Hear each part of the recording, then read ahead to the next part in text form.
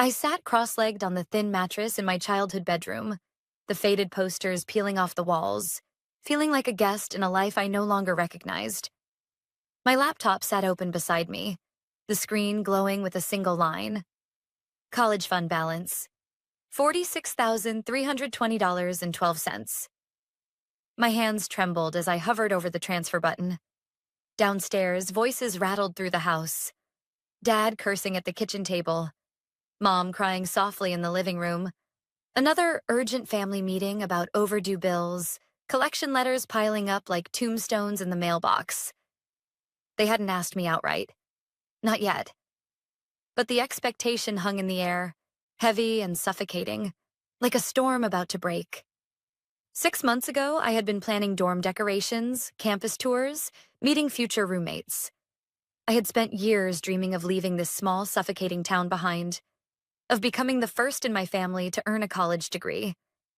But somewhere between Dad losing his job and Mom racking up debt on a dozen credit cards, those dreams shriveled into something less tangible, something disposable. "Lily, we need to talk," Dad barked from the bottom of the stairs. His voice had that edge again, the one that left no room for arguments, no room for Lily's dreams. I swallowed hard, clicking the laptop closed. It was only money, I told myself. I could defer college a year, maybe two, save up again. Dreams could wait, family couldn't. I found them both in the kitchen, Mom still clutching a crumpled tissue, Dad pacing like a caged animal. The table was covered in bills, final notices stamped in angry red ink. "You're almost 18, Dad started without preamble, voice hard and businesslike. "You live under our roof. We need help." Mom sniffled, her hands wringing the tissue into shreds. "We never wanted it to come to this, sweetie, but it's bad. Real bad." I nodded slowly, heart hammering so loudly in my chest I barely heard my own voice. "I can help," I said. "I'll figure something out." I didn't mention the fund. Not yet. Maybe I was still hoping, somewhere deep inside, that they'd stop me, that they'd remember what it was for, that they'd tell me no, that my future mattered more than their mistakes. But no one asked. No one even looked at me long enough to see the hesitation swimming in my eyes. That night, while they watched TV downstairs, laughing too loudly at a sitcom they'd already seen 100 times, I transferred every last cent from my college fund into their joint account. $46,320.12. Gone in under 5 minutes. I sat on the floor of my bedroom afterward, staring at the blank laptop screen, feeling like I just sawed off a piece of myself and handed it over without anesthesia. Still, I told myself, it was for the right reasons. Family first. Always. The next morning, Dad slammed his coffee mug down so hard the table shook. "That's it?" he barked after checking the bank account on his phone. 46 grand? That's barely a dent in what we owe. I blinked at him, stunned. $46,000. A fortune in my eyes, reduced to barely a dent in less than a second. "That was my college fund," I whispered, voice so small it barely made it across the kitchen. Dad's eyes narrowed, cold and sharp. "Then you should have done better. Should have gotten scholarships. Should have thought about the family first." I stumbled backward, the words hitting harder than any slap could have.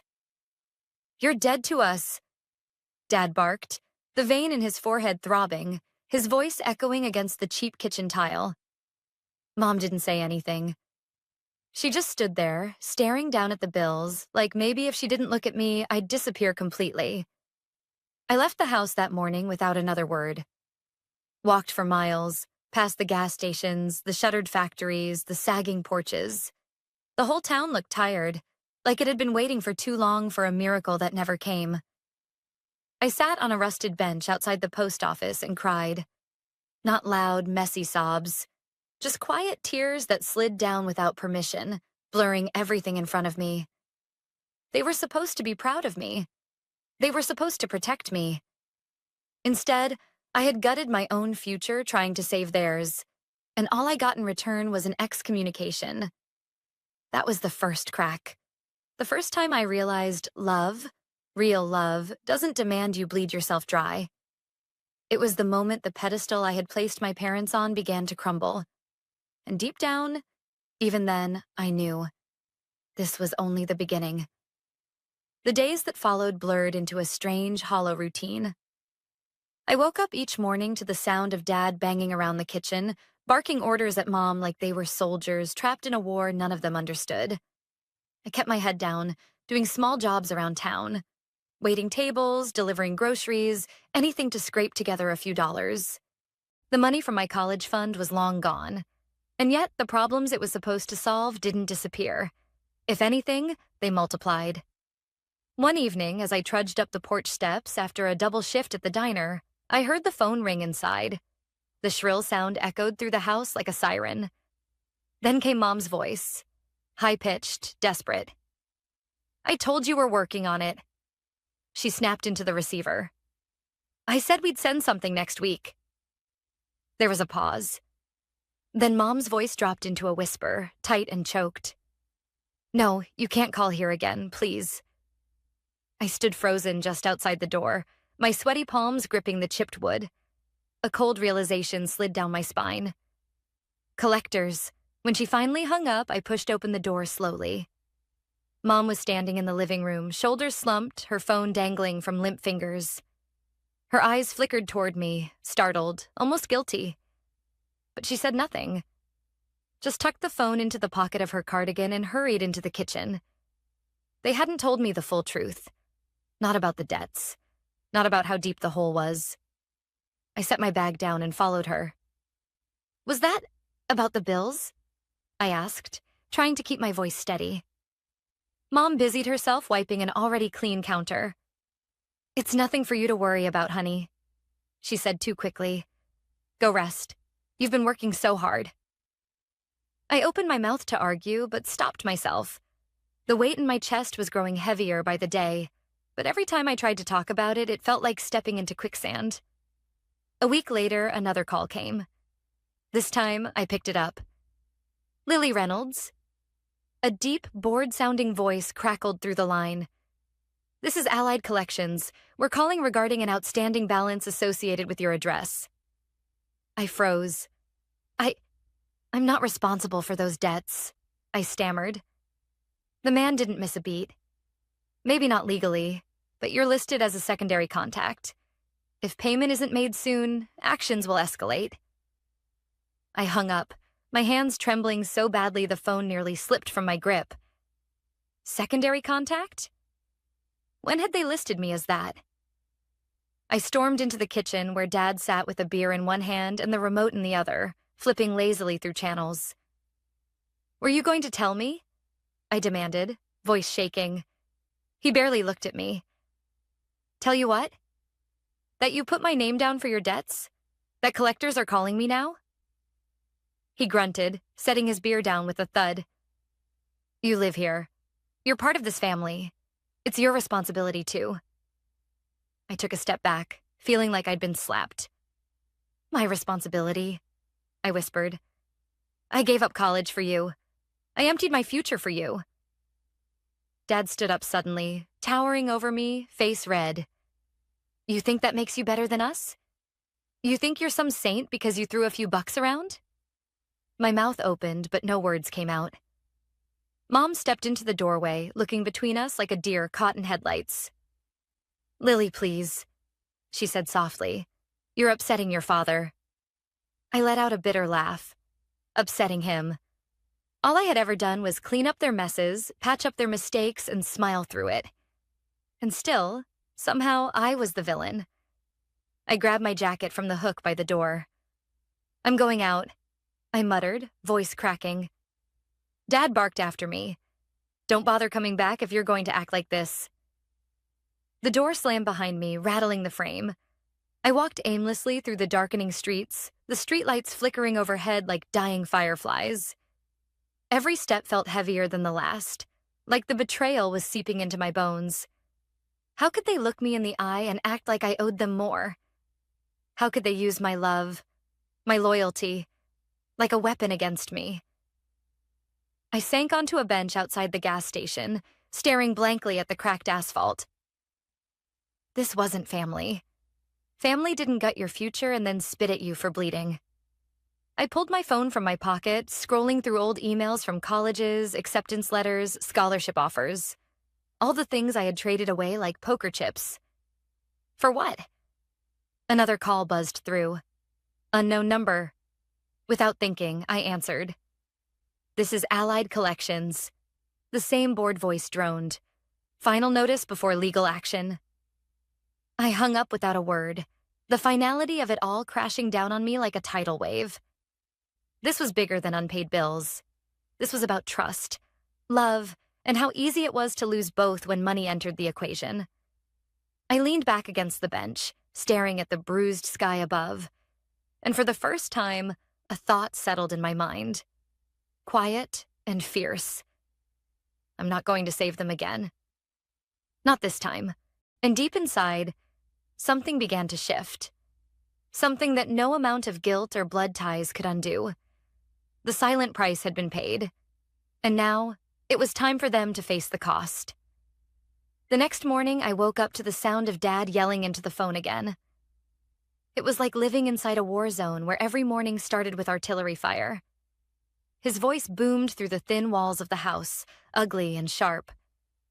I told you, we're working on it. Stop harassing us. Mom's voice floated in next, brittle and breaking. No, please, give us a little more time. We have family helping us. Family. The word made my stomach churn.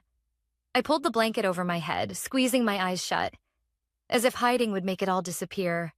The debt, the broken promises, the mountain of guilt pressing down on me. By the time I dragged myself downstairs, the kitchen looked like a crime scene. Bills were scattered across the table, phone cords tangled, sticky notes with frantic scribbles plastered on every surface. Mom stood at the counter, clutching a mug of cold coffee, her face pale and drawn. Lily, she said quietly, without turning around. Can you sit down? The hair on the back of my neck prickled. Nothing good ever followed that tone. I pulled out a chair and sat, the wooden seat cold against my skin. She took a deep breath, finally facing me. Her eyes were swollen from crying. They're threatening legal action, she whispered. If we don't make a payment soon, they'll start garnishing wages, maybe even repossessing the car.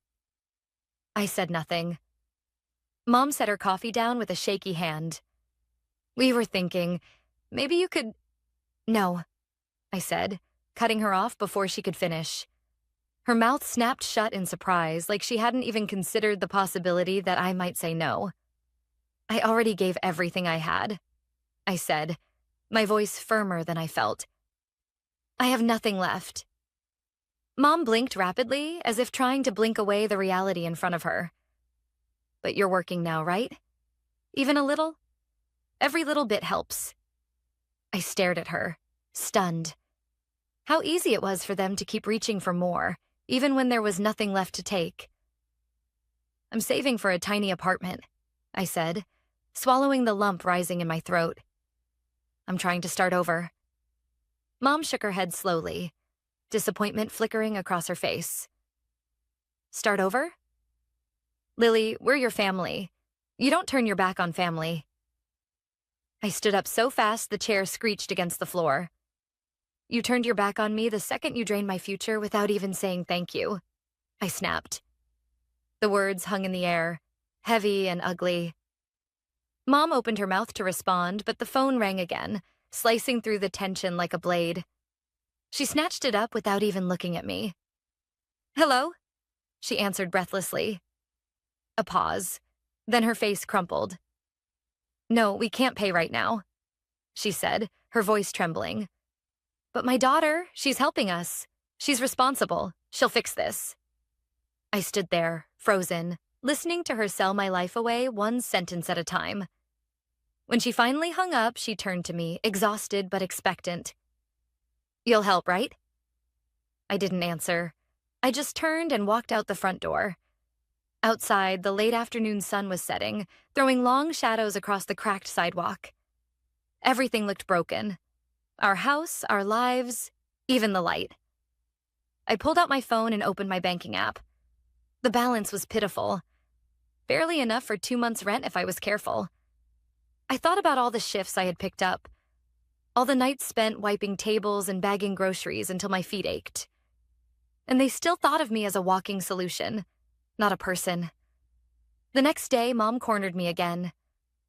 "I don't understand why the collectors keep calling," she said, wringing her hands. "You used your college fund to help, right? Then why are they still after us?"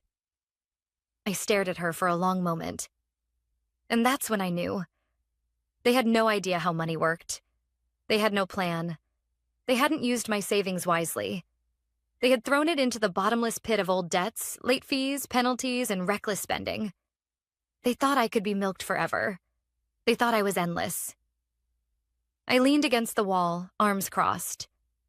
"Maybe," I said slowly, "because no matter how much I give, it's never enough to fix a system that's already broken." Mom blinked at me, confusion clouding her face. "Lily." "No," I interrupted. "You want to know why the collectors keep calling? Because throwing money at a sinking ship doesn't stop it from sinking. It just delays the inevitable." She opened her mouth to argue, but I raised a hand, silencing her. "I'm not a Band-Aid," I said, voice shaking with anger and heartbreak. "I'm not a loan you never plan to repay. I'm not the rescue plan you pull out every time you mess up." Mom's face crumpled. She sank into the nearest chair like her legs couldn't hold her anymore. I didn't feel satisfaction, just an endless aching sadness. "You're my daughter," she whispered. I nodded slowly. "Yeah," I said quietly. "And you were supposed to protect me, not use me." And with those words, a wall I hadn't even known was still standing between us finally shattered. I turned and walked away, not looking back. For the first time in my life, I was no longer carrying guilt that wasn't mine. But deep down, I knew this was only the beginning. The real reckoning hadn't even started yet. The silence after that confrontation stretched on for days, heavy and strained like a rubber band pulled too tight. At first, it almost felt peaceful. No passive-aggressive comments from Dad. No guilt-tripping from Mom. No collector calls answered in frantic whispers. But underneath the quiet, something was festering. One evening, as I sat at the kitchen table filling out job applications on my battered laptop, Dad came home late, reeking of cigarette smoke and frustration. He tossed a stack of envelopes onto the counter, the sound sharp and final. "More notices," he muttered without looking at me, as if it's my fault the world's rigged. I didn't say anything. I just kept typing, the keys clicking loudly in the suffocating quiet. Dad cracked open a beer, slumped into a chair, and stared at me over the rim of the bottle. "You could help more," he said finally, voice low and accusatory. I closed the laptop gently, meeting his gaze head-on. "I'm already working 2 jobs," I said calmly. "And I gave you everything I had." Dad scoffed, shaking his head like he couldn't believe how selfish I was being. "You're living under our roof, eating our food. You think that's free?" I blinked, stunned by the audacity. The roof I had helped save. The food paid for by the scraps of money I managed to keep after covering their bills for months. My hands curled into fists in my lap. "I'm not your debt collector," I said, voice tight. "And I'm not your retirement plan."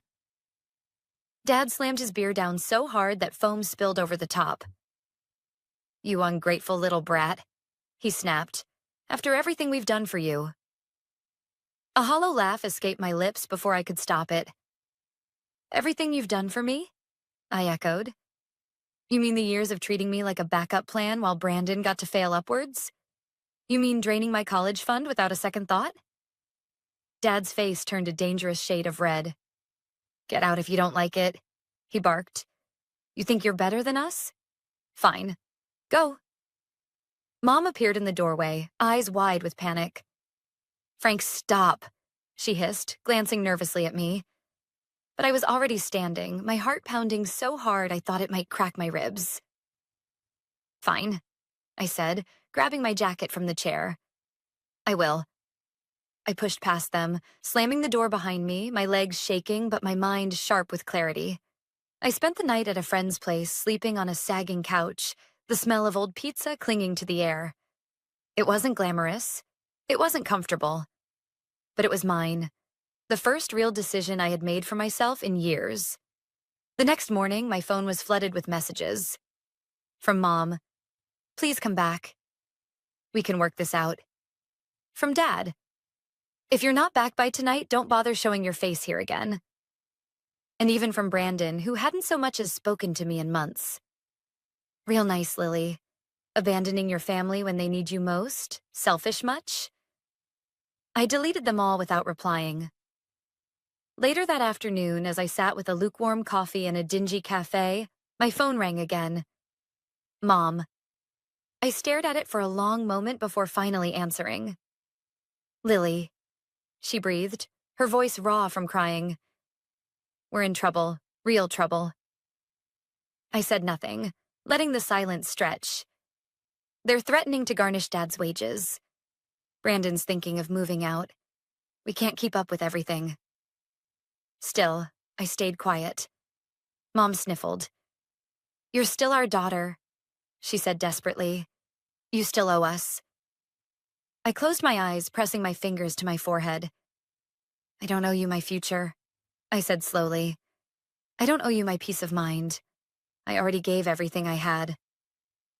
"But we're family," Mom whispered.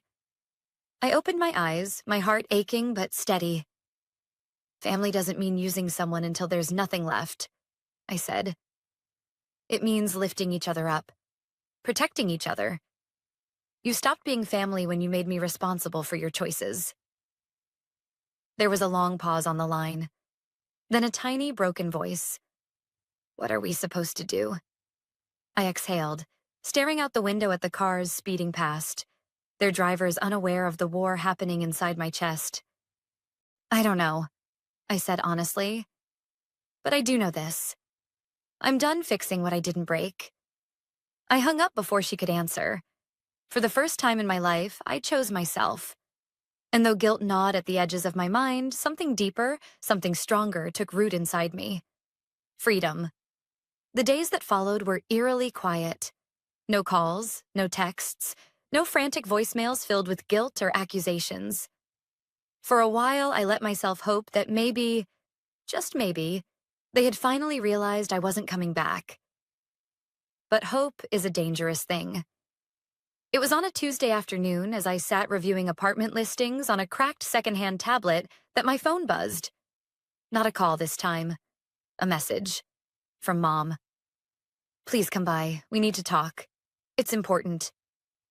Against my better judgment, I stared at the screen for a long time, my thumb hovering over the delete button.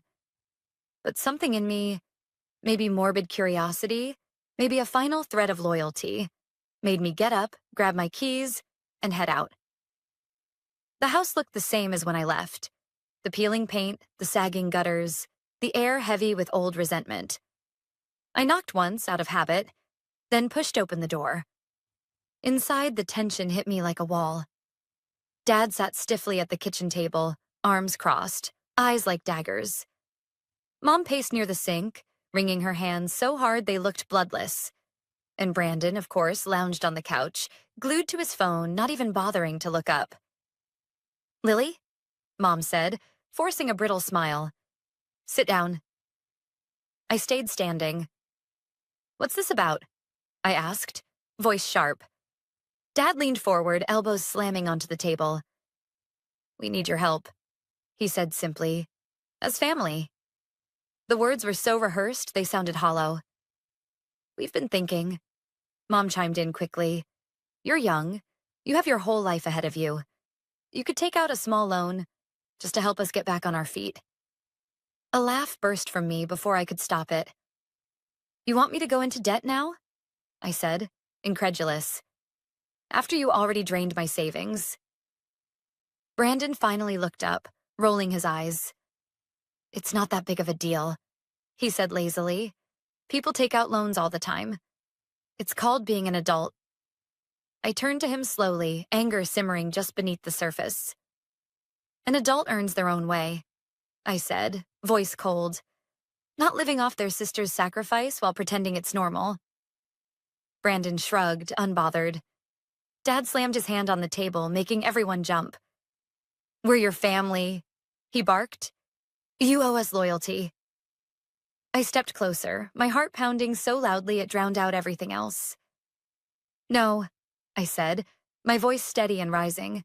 You don't get to demand loyalty after you've betrayed trust. You don't get to call it family when all you ever did was take.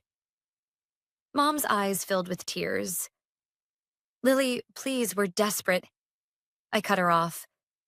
You were desperate months ago. When I drained my college fund to save this house, I said. And you still let the bills pile up. Still spent money on things you didn't need.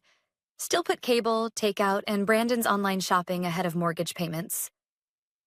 The room fell silent, thick with unspoken guilt. You didn't want a solution, I continued, my voice trembling with rage.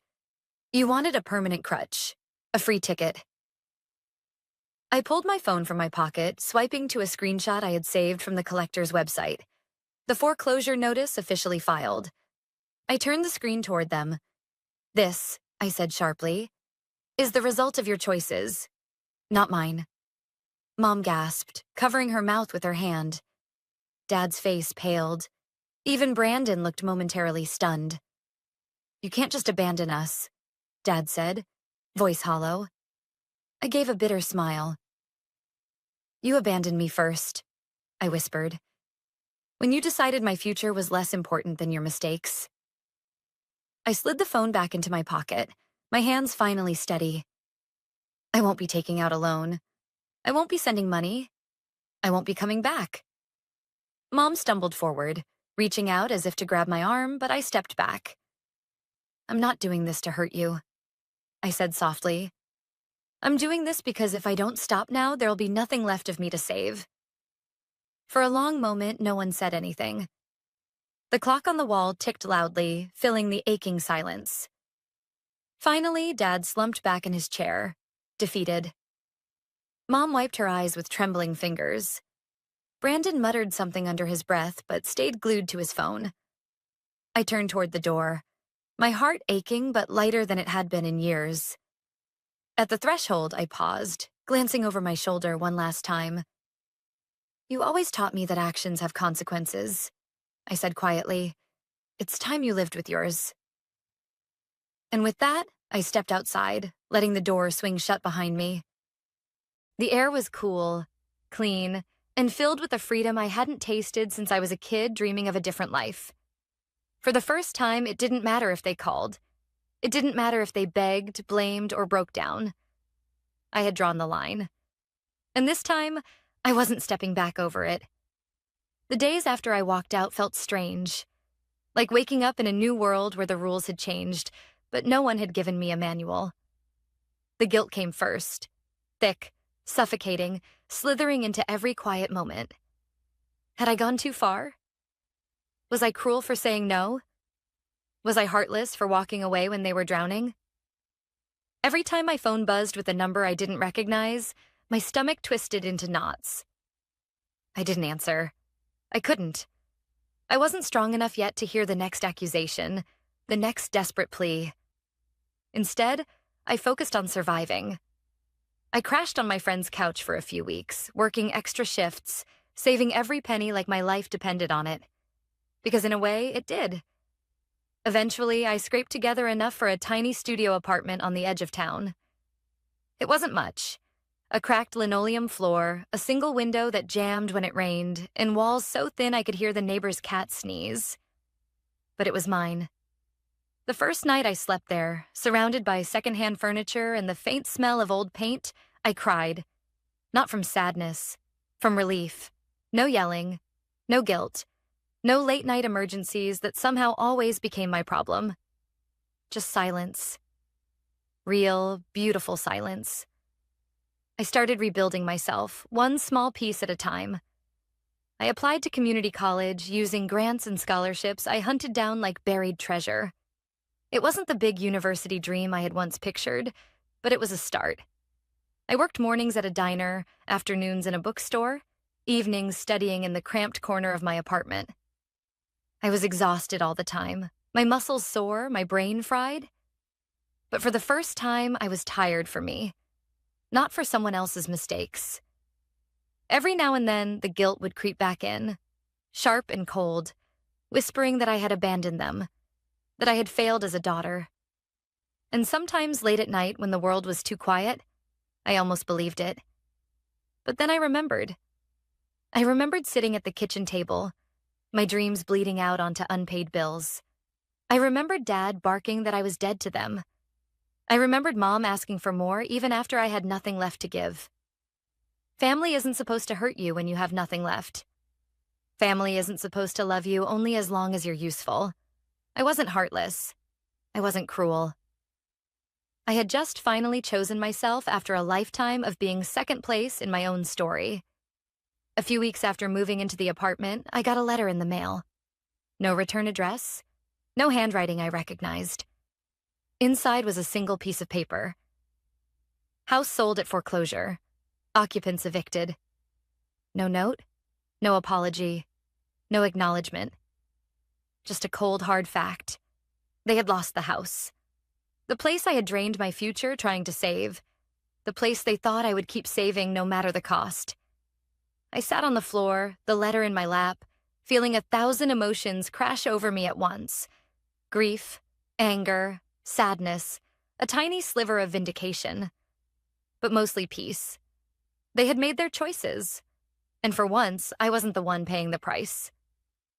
I folded the letter carefully and tucked it into a drawer. Not out of spite. Not to gloat. As a reminder. A reminder that sometimes the hardest thing you can do is walk away, even when every bone in your body is screaming to stay. That choosing yourself isn't selfish. It's survival. And that real love, the kind that matters, should never come with a price tag. Now, every morning I wake up to the sunlight spilling across my cheap little apartment, make my coffee, and breathe. Not because my life is perfect. Not because the pain magically disappeared, but because every breath is mine. Not borrowed. Not owed. Mine. And that, I've learned, is worth more than any house, any fund, any fragile dream built on someone else's broken promises.